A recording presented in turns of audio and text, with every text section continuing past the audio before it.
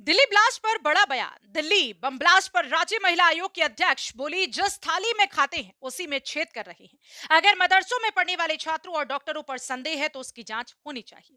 उत्तर प्रदेश के मुजफ्फरनगर जनपद में शनिवार को पहुंची राज्य महिला आयोग की अध्यक्ष बबीता चौहान ने मीडिया से बात करते हुए दिल्ली बम ब्लास्ट को लेकर बड़ा बयान दिया, जिसमें उन्होंने कहा कि जिस थाली में खाते हैं उसी में छेद कर रहे हैं। जब उनसे पूछा गया कि दिल्ली बम विस्फोट में डॉक्टरों के नाम आ रही हैं, तो उन्होंने साफ तौर पर कहा कि अगर नाम आ रही हैं तो दुर्भाग्यपूर्ण चीज है। ये तो वही बात हुई, जिस थाली में खाते हैं उसी में छेद कर रहे हैं। जहां आप रह रहे हैं, लोग आपके ऊपर इतना विश्वास कर रहे हैं। अगर ऐसी गतिविधियों में आप सम्मिलित हैं तो बहुत ही घटिया और इससे ज्यादा गंदी बात और कुछ हो ही नहीं सकती, क्योंकि ये दर्शाता है कि आप कितनी घटिया मानसिकता को लेकर जी रहे हैं।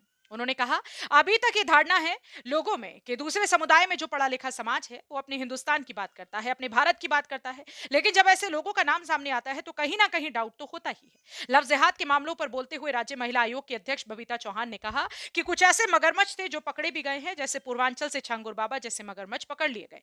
अब उनके गुर्गे यानी कि छोटी छोटी मछलियां रह रही हैं, उन पर भी काम चल रहा है। जब मीडिया द्वारा राज्य महिला आयोग की अध्यक्ष बबीता चौहान से पूछा गया कि जो छात्र मदरसों में पढ़ रहे हैं क्या उनकी जांच होनी चाहिए, तो उन्होंने कहा कि अगर किसी पर संदेह है तो जांच जरूर होनी चाहिए।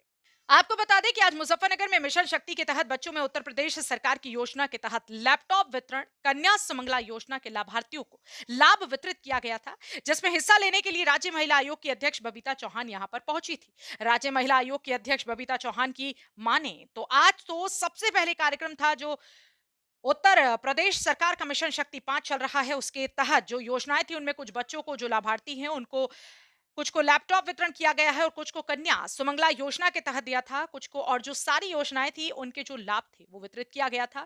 वहां दूसरे में जेल विजिट करके आई और जेल में भी सब ठीक था। जेल में विजिट के साथ साथ मेरा एक समीक्षा बैठक थी सब अधिकारियों के साथ, तो वो मैंने की। उसको लेकर तो मैं कहती हूँ इससे दुर्भाग्यपूर्ण कोई बात नहीं हो सकती कि जब इतना अच्छा माहौल चल रहा है और उसके बाद अगर इस तरह का ब्लास्ट हो, तो मुझे लगता है दुर्भाग्यपूर्ण ही है। कार्यवाही हो रही है, इस पर कई लोग गिरफ्तार भी हुए हैं और जांच भी चल रही है। इसमें देखिए, इसमें तो मैं यही कहूंगी कि वैसे तो ये जांच का विषय है, पर अगर नाम सामने आ रहे हैं तो फिर मैं यही कहूंगी कि बहुत ही दुर्भाग्यपूर्ण चीज है। वो बात है जिस थाली में खाते हैं उसी में छेद कर रही हैं। जनपद मुजफ्फरनगर से संवाददाता तनवीर मलिक की रिपोर्ट। ये आज एक तो सबसे पहला कार्यक्रम था जो उत्तर प्रदेश सरकार का जो मिशन शक्ति 5 चल रहा है, उसके तहत जो योजनाएँ थी तो उनमें उसमें कुछ बच्चों को जो लाभार्थी हैं, उनको कुछ को लैपटॉप वितरण किया था, कुछ को कन्या सुमंगला योजना के तहत दिया था, कुछ को और सारी जो योजनाएँ थी उनके जो लाभ थे, तो वो वितरित किया था वहाँ। दूसरा फिर मैं अभी जेल विज़िट करके आई, तो जेल में भी सब ठीक था। जेल विज़िट के साथ-साथ मेरा एक समीक्षा बैठक थी जो सब सब अधिकारियों के साथ। तो एक वो मैंने की। उसको लेकर तो मैं कहती हूँ कि इससे ज़्यादा दुर्भाग्यपूर्ण बात कुछ नहीं हो सकती कि जब इतना अच्छा माहौल चल रहा है और सब कुछ है और उसके बाद अगर इस तरह का ब्लास्ट होना, तो ये मुझे लगता है कि दुर्भाग्यपूर्ण ही है ये। तो कार्रवाई हो रही है इस पर, सभी ने इसका संज्ञान भी लिया है, लोग गिरफ्तार भी हो रहे हैं और जाँच भी चल रही है इसमें। देखिए, इसमें तो मैं यही कहूँगी, वैसे तो ये जाँच का विषय है, पर अगर नाम आ रहे हैं तो फिर भी मैं फिर से ये कहूँगी कि बहुत ही दुर्भाग्यपूर्ण चीज़ है। वो वाला बात है ना कि जिस थाली में खा रहे हैं उसी में छेद कर रहे हैं। कि आप जहाँ रह रहे हैं, जहाँ आपको इतनी सुविधाएँ मिली हैं, लोग आपके ऊपर इतना विश्वास कर रहे हैं।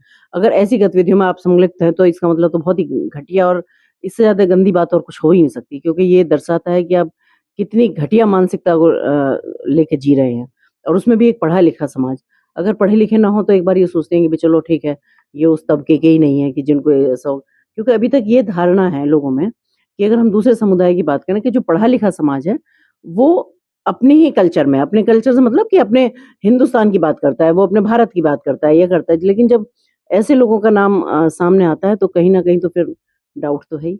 देखिए, मैं ये तो नहीं कहूँगी कि लव जिहाद के मामले बड़े हैं, पर मैं इतना ज़रूर कहूँगी कि कुछ मगरमच्छ थे ऐसे, जो कुछ पकड़े भी गए, जैसा अभी आपको पता होगा वो अभी पूर्वांचल से झांगुर बाबा एक पकड़ा गया था। तो उसके जो गुर्गे हैं, कहना चाहिए कि वो जो मगरमच्छ थे वो पकड़ ही लिए गए, अब जो छोटी-छोटी मछलियाँ हैं वो रह रही हैं। लेकिन उसमें काम सभी कर रहे हैं, ऐसा नहीं है कि नहीं कर रहे हैं और निश्चित रूप से क्योंकि बहुत गहरी खाइयाँ हैं जिनको पाटने में टाइम लगेगा और कोशिश की जा रही है कि निरंतर उन पे काम होता रहे।